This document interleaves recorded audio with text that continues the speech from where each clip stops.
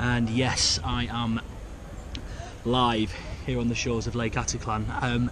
I needed to film a quick blog because this is going to be probably different to all of the other ones we've filmed. They're not going to kind of quite recap a week or something, but I just need to talk mostly just about our Christmas day and maybe the day or two either side of it, for certainly the most mental and eventful and amazing in some respects, and just like really shit in some other respects, Christmas day that we had a couple of days ago here in Lake Atitlan. To set the scene slightly, this is the view from where we are now.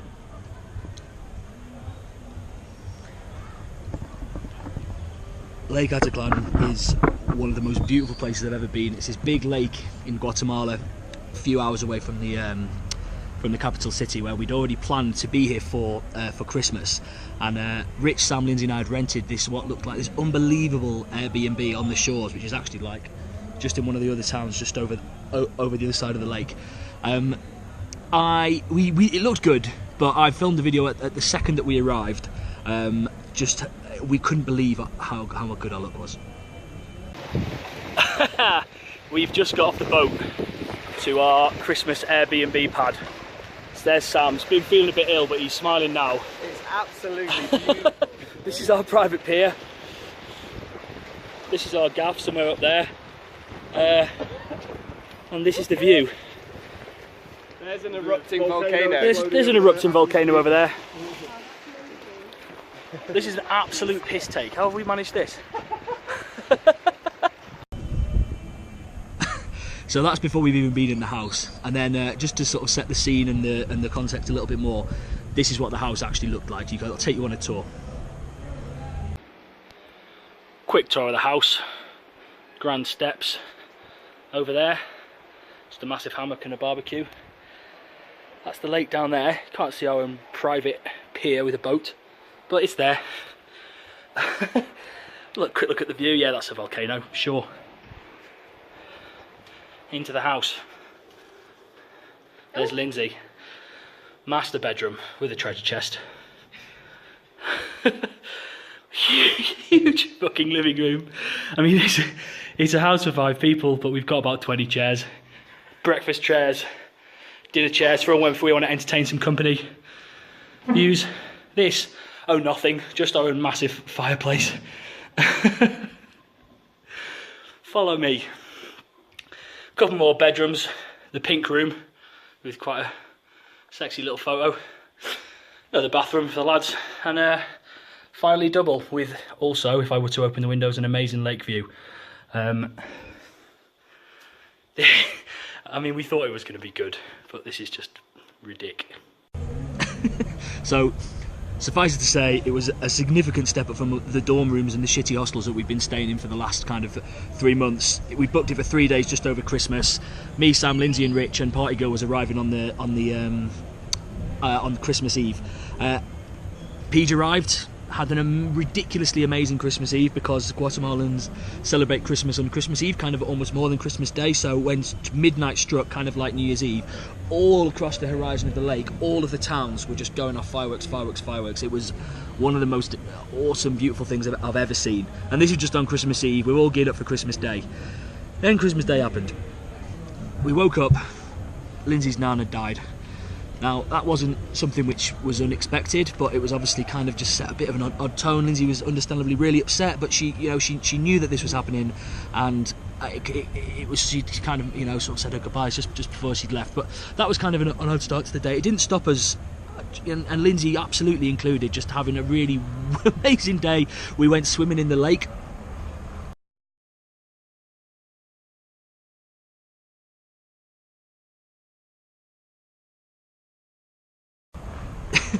Jumping around on Lilos. We'd already done a big shop and bought a load of food, so we were like, great, we're going to cook ourselves this amazing meal. We also bought ourselves a load of presents. I got like really intentionally crap presents for each other. Oh, just little Christmas vibes when you ain't got no wrapping paper, but you have got a kitchen tablecloth and you have got a view like that. Merry Christmas, guys! Merry Christmas!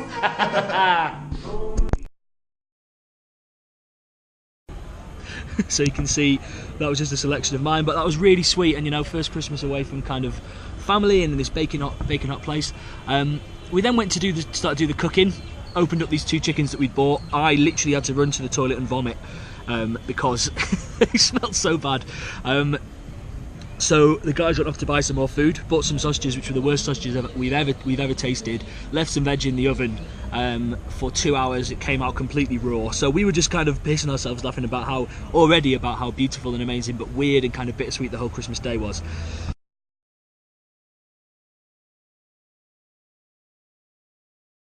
Fast forward to like 10 o'clock in the evening and we're sitting out on the pier of our lake. You know, we've had a few drinks, we've had a good time at Christmas, listening to some tunes. Suddenly Paige just sees someone just pegging it away from our house. Now bear in mind that the place, you can't even get there by the road. It's just a dirt track through the woods, or you arrive on a boat where we are. So she's like, shit, this doesn't look good. I'm thinking, oh, you know, it's going to be fine. Anyway, they run up to the house. We've been robbed. Paige's laptop's gone. Paige's passport's gone. Rich's laptop's gone. My wallet's gone. My debit card's gone. All of Rich's debit cards and credit cards have gone. So he's got no way to take any money. Sam and Lindsay didn't lose anything, but that didn't like stop the fact that they were like completely freaking out. I just stopped recording, but just to pick up from where I was. Yeah, Sam and Lindsay were understandably distressed, especially Lindsay, even though they hadn't had anything taken. We called Francisco, who's the gardener slash kind of housekeeper who lives in another house. He came round with his mate, and who was then carrying a massive machete. We didn't know what to do. It was pitch black. We'd like lost all of our stuff, and it was like stressful as fuck. And we've lost all this stuff trying to work out what to do on Christmas evening at like 10 p.m. Calling banks, working out, thinking about insurance companies, how we got to work out what we're doing. Lindsay didn't get a wink of sleep that night. I've never seen someone who's been so like affected by something like that. I think in a weird way, not having anything taken of hers, almost just let her focus on the fact that we weren't potentially safe in the house. Spoke to our Airbnb lady the next morning, who was in America, who told us we could stay for an extra night, but Lindsay and Sam didn't even want to stay in there whatsoever, even for free, just because it's kind of understandable. Rich, Peach and I then had to go to the police station in San Marcos the next day. He speaks a little bit of Spanish. She speaks Spanish, but it was still very challenging to kind of explain to them what had happened. They couldn't have given less of a shit, but you know, after a couple of hours there, we managed to each get this printed piece of paper for our insurance company which said what we'd lost. We walked back. Sam and Lindsay went. We stayed in the house. We tried to light a fire because just after dark, the entire power for the entire house just got cut. So then Peter had her time to freak out, thinking we were in some kind of horror movie. It was like pitch black in there. Our phones were dying.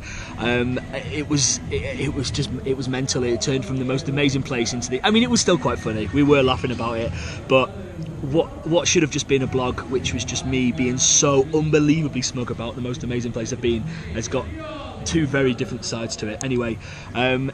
On the off chance you've been watching these, which isn't many of you, but I'm getting too jealous about what's going on.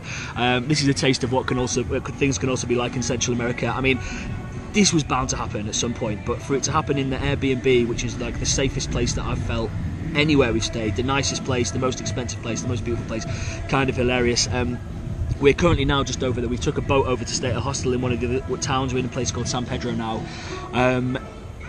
It's okay, we're going to Antigua in a couple of days for New Year's, so the last couple of days has been kind of processing that, working out how the fuck we're going to sort out our shit. I'm definitely swearing more in this blog,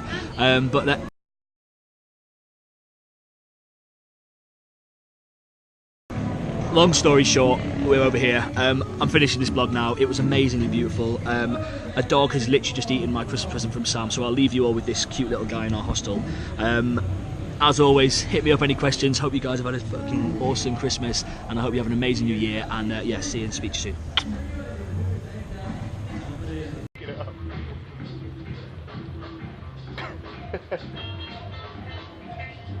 soon. Cool.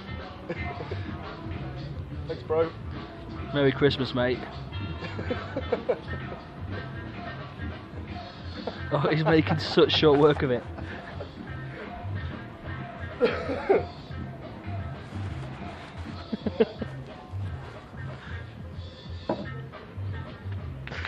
I have a key, please?